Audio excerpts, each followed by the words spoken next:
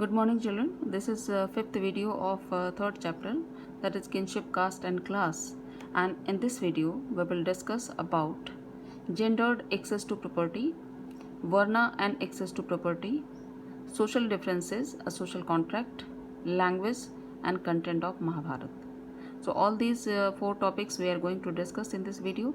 And first, we will discuss gendered access to property. It means how the property was divided between male and female, women and men, and who could access the property.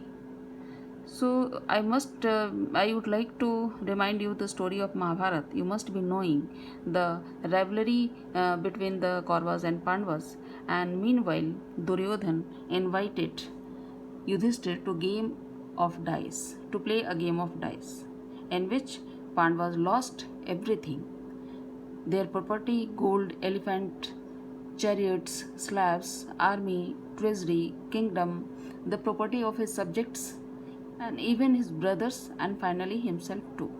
And at last he stacked their common wife Draupadi and lost her too. So this story reveals the issue of ownership. Who could access the property and who could spend according to their wish. This proves that. And this type of examples has been given in the Dharma Shastra and Dharma Sutra too. So according to the Manusmriti, it was the text compiled between 200 BCE to 200 CE, and it is a very important related with the Hindu mythology. So according to Manusmriti, the paternal estate was to be divided equally amongst sons after the death of the parents, and with a special share for the eldest. तो जो eldest son होता था family का, उसके लिए कुछ special share होते थे. And he could be the prince, he could be the king, and he could be the real authority to access the throne. So and the whole property was divided equally divided among the sons. But women could not claim a share of these resources. Women had no right to share and claim of his authority on his property, her parental property. So, however, women were allowed to retain the gifts they received. So now here is the question arises that how could the women access the property and the money and land and cattle. So women were allowed to retain the gifts they received on the occasion of their marriage as Stridhan. So what we know about dowry in nowadays, so it was known as Stridhan, and women could retain only this Stridhan which she received on the time of her marriage, and given by their father and mother and their brother. So this could be inherited by their children, but this Stridhan only belonged with the women, and she could spend this property Stridhan according to their wish without taking permission with her husband. So it was completely with the women. So this could be inherited by their children without the husbands having any claim on it. Her husband का कोई भी ऐसा claim उस स्त्री धन के ऊपर नहीं होता था. At the same time the Manusmriti warned women against hoarding family property और इवन देयर ओन वैल्यूएबल्स. दूसरी तरफ एक तरफ तो मनुस्मृति ये कहता है कि आप स्त्री धन को अपने अकॉर्डिंग आप स्पेंड कर सकते हो. दूसरी तरफ मनुस्मृति ये भी कहता है कि आप जो वैल्यूएबल्स आपके पास हैं, जो प्रॉपर्टी आपके पास हैं, you have no right to hold this property. आप उसे होर्डिंग नहीं कर सकते, जमा नहीं कर सकते, और अपने हस्बैंड के विश के अनुसार आप उसे स्पेंड कर सकते हैं. So however evidence both epigraphic and textual suggest that जो upper class women may have had access to resources, but land, cattle and money were generally controlled by men, and men had the authority to spend the land, to use the cattle and money according to his wish and according to his desire. So in other words, social difference between men and women were sharpened because of the difference in access to resources. So what is important here? The access to resources. The men have the authority to spend the property according to their wish, but women, they couldn't have any right, couldn't claim on the paternal property or any property of her husbands. Some examples are there, as you read somewhere, the Prabhavati Gupta, the Vakatak queen, but it was not, this type of tradition was not for the ordinary and common people. Now, how could men and women acquire wealth? So 7 methods and means have been given in Manusmriti that men could acquire the property: by inheritance, finding, purchase, conquest, investment, work and acceptance of gift from good people. अपने पिता से मिली हुई संपत्ति वो प्राप्त कर सकता था, कहीं से परचेज कर सकता था, लड़ाई के बाद जीता गया धन उसके हिस्से में आ सकता था, इन्वेस्टमेंट कर सकता था, इट मीन्स व्यापार कर सकता था, काम कर सकता था, और कोई भी गिफ्ट कहीं से वो गुड पीपल के द्वारा वो एक्सेप्ट कर सकता था. So these are the 7 ways by which the men could acquire property. Now the women, there are 6 means and ways have been given in Manusmriti for women. So what was given in front of the fire as dowry? Dowry was completely with the authority of the women. As a token of affection, what she got from her brother, mother and father, जो भी उसे मायके से या उसके अपनी family के मायके पक्ष की फैमिली के द्वारा दिया गया गिफ्ट होता था, it was completely in order with the women, and she could also acquire wealth as gift or whatever her affectionate husband might give her. और हस्बैंड के द्वारा जो गिफ्ट उसे मिलता था वो भी उसके completely का अंडर कंट्रोल होता था women के. तो इस तरह से ये 7 and 6 ways and means हैं जिसके द्वारा male and female both could acquire the property. Now, the Varna and access to property. According to the Brahmanical text, author criteria for regulating access to wealth was Varna. And as we saw earlier, the only occupation prescribed for Sudras was servitude.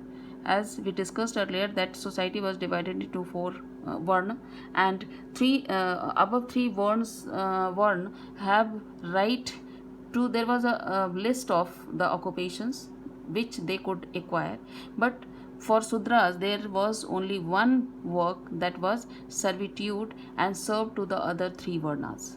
So while a variety of occupations were listed for men of the first 3 Varnas, if these provisions were actually implemented, the wealthiest men would have been the Brahmins and the Kshatriya.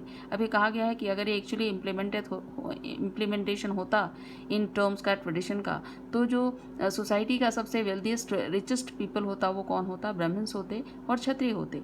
लेकिन देखा गया कि kings are almost invariably depicted as wealthy. हमेशा ही king, क्योंकि विरासत में उनको इतनी सारी संपत्ति मिली हुई है, तो naturally obviously they were wealthy. And priests are also generally shown to be rich. Some examples has been given that the poor Brahman, and it has been given in the story and some instance. So generally priests and kings were invariably wealthy people. At another level, even as the Brahmanical view of society was codified in the Dharmashastra, other traditions developed critics of the Varna order. और ये जो वर्ण order किया गया, जो society को divide किया गया अकॉर्डिंग टू द वर्ना, इसको बहुत क्रिटिसाइज़ किया गया दूसरे ट्रेडिशन के द्वारा. और वो ट्रेडिशन कौन थे जिन्होंने इसको क्रिटिसाइज़ किया? Some of the best known of these were developed within early Buddhism. Buddhism के जितने भी टेक्स्ट हैं उन्होंने इस सोशल ऑर्डर को क्रिटिसाइज किया है, और उनका कहना है कि the Buddhist recognise that there were differences in society but did not regard these as natural और इनफ्लेक्सिबल. उन्होंने कहा कि ठीक है, ये सोसाइटी का डिफरेंस है, ये डिवीज़न है, but it is not natural. Naturally इसको डिवाइड नहीं किया गया है, और ऐसा नहीं है जिसे चेंज न किया जा सके. It is not inflexible, it could be flexible. So they also rejected the idea of claims to status on the basis of birth. उन्होंने इस आइडिया को भी रिजेक्ट किया कि व्यक्ति का जो जन्म है वही उसके स्टेटस का आधार होता है. अगर शूद्र कुल में जन्म हुआ तो वो आजीवन शूद्र ही रहेगा, वो केवल सर्विस ही करेगा. ब्राह्मण कुल में जन्म हुआ तो Brahmins were only for the teaching Vedas and performing sacrifices. So this division was not good and it is not natural. Basis of birth, the status on the basis of birth, it is not natural. Then an alternative social scenario, sharing wealth. अब है कि दूसरा तरीका क्या था wealth को share करने का। तो ऐसे कई इंस्टांसेस दिए गए हैं कि जो जनरस पीपल होते थे, जिनके पास संपत्ति, ठीक है डिवीजन है, ब्राह्मण्स के पास है, क्षत्रिय के पास है, लेकिन जो जनरस हैं उन्हें हमेशा सोसाइटी में रिस्पेक्ट की दृष्टि से देखा जाता था। They were respected, while those who were miserly और simply accumulated wealth for themselves were डिस्पाइज्ड।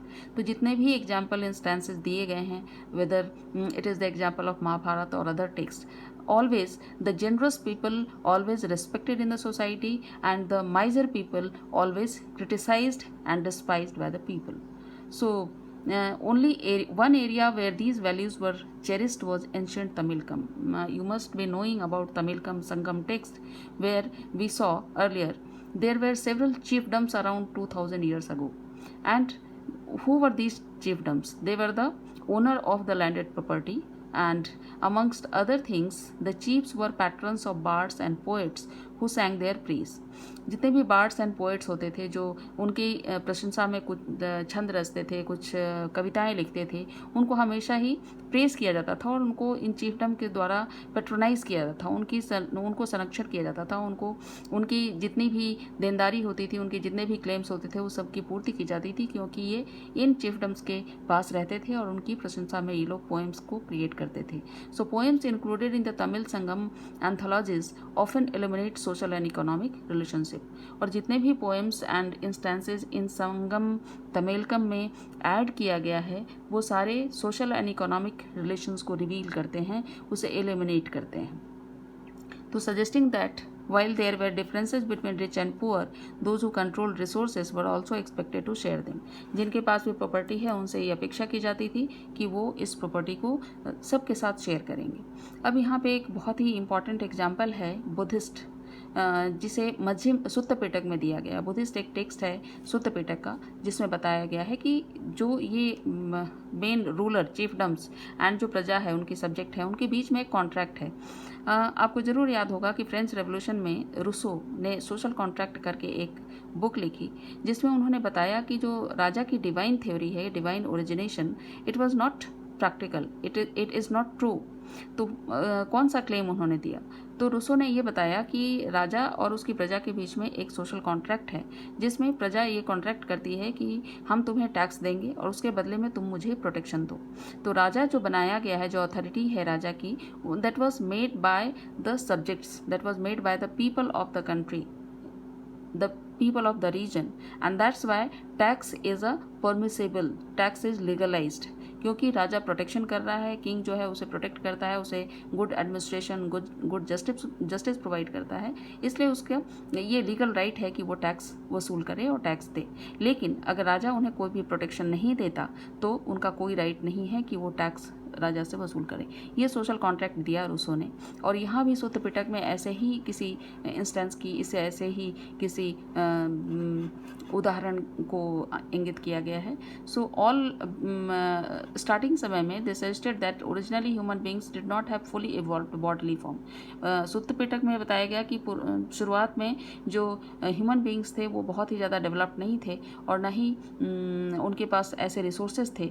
वो all being lived in an idyllic state of peace, और सब कुछ नेचर के अकॉर्डिंग नेचुरल एटमॉस्फेयर में रहते थे और नेचर से उतना ही वो एक्सेस करते थे जितना उनको ज़रूरत होती थी. According to their need they access from the nature.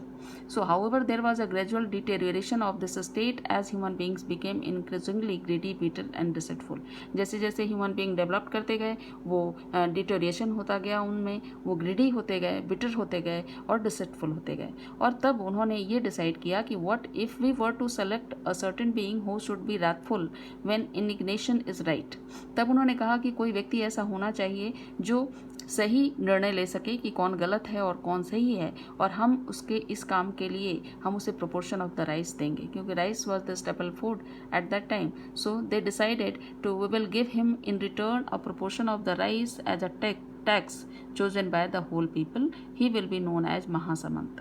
तो महासामंत जो होगा वो ये डिसाइड करेगा कि who is right, who is wrong, and who will be punished, who will not. So this decision will made by the Mahasamanta, and this was the original election of the authority created by the people of the region. तो इस तरह से democracy जो आप जानते हो उसे, इस डेमोक्रेसी की जो नींव रखी गई इस सुत्त पिटक में एक इंस्टेंस, एक दृष्टांत दिया गया है. This suggest that the institution of kingship was based on human choice with taxes as a form of payment for services rendered by the king. और यहाँ ये प्रूव हो गया as Rousseau wrote and gave the theory that the kingship was based on human choice. Kingship जो है वो human choice है, लोगों की चॉइस है, और एज अ टैक्स, ये टैक्स जो है it is a form of payment for service rendered by the king. और किंग जो सर्विस उसे प्रोवाइड करता है उसके लिए इसे टैक्स दिया जाता है. अब last that is language and content. So Mahabharata का लैंग्वेज और कंटेंट क्या है, बहुत सारी चीज़ें हैं. महाभारत तो एक बहुत ही इंपॉर्टेंट टॉपिक है जिसके आधार पे, जिसके एग्जाम्पल्स के आधार पे सारे सोशल नॉर्म्स और प्रैक्टिसेस सेट किए गए हैं. समाज का एक original point of view set किया गया है. तो जो हिस्टोरियंस हैं और जो ऑथर्स हैं वो डिसाइड करते हैं कि इसमें कंटेंट क्या है, कौन कौन से लैंग्वेज हैं, कौन कौन से ऑथर्स हैं. So first they have examined that whether text was written in Prakrit, Pali और Tamil language that were probably used by the ordinary people. क्या ये टेक्स्ट पाली, प्राकृत और तमिल लैंग्वेज में लिखा गया था, और in Sanskrit, a language meant almost exclusively for priests and elites. तो किस लैंग्वेज में ये महाभारत का टेक्स्ट लिखा गया originally. Then they also consider the kinds of text, which type of text it was. Were this mantras learned and chanted by ritual specialist or stories that people could have read or heard. किस तरह था, मंत्र के रूप में था या stories के रूप में था. Then besides they try to find out about the authors. So who had written this epic of Mahabharata. तो जैसा पहले डिस्कस किया गया है कि there was no single author who wrote Mahabharata. There were several authors. They time to time they give their opinions, they give their views and written in a different form. So there was not single author of Mahabharat. Then and they tried to find out the possible date of the composition and compilation of the text. किस time period में इसे compile किया गया और compose किया गया. But it has not been proved yet कि किस टाइम पीरियड में महाभारत की रचना हुई और कब इसे कंपाइलेशन किया गया. It is a long time period and we can say that it is a long history, and time to time it was compiled and composed by different people as well as the place where they may have been composed. So किसने और किस time period में इसकी रचना हुई इसके बारे में हम अगले वीडियो में डिस्कस करेंगे. That's all in this video.